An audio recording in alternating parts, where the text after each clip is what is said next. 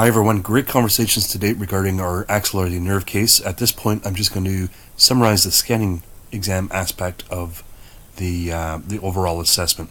So again, if we're assessing a peripheral joint and we suspect there's a spinal involvement, that's our opportunity to use the scanning exam. And what we would do is try to clear the cervical spine in terms of active, passive, resistive movements. And again, if active movements are full and pain-free, we can use overpressure. We also do a peripheral joint scan, and that's our opportunity to see if we can catch any sort of signs and symptoms within the peripheral nerve. Here, we would follow up with myotomal testing, and we'd find that there would probably be some weakness with respect to abduction, so C5 myotome. And I'd asked about that distinction between nerve root and peripheral nerve.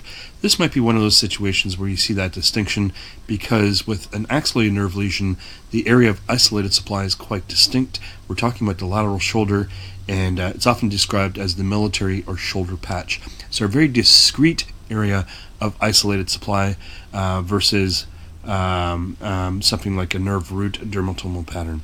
So that's it for now. I'm going to open up the next section, which will relate to functional assessment and special tests. So I'm going to put those two together just because we're running out of time in this discussion. Thanks very much, and I will see you online.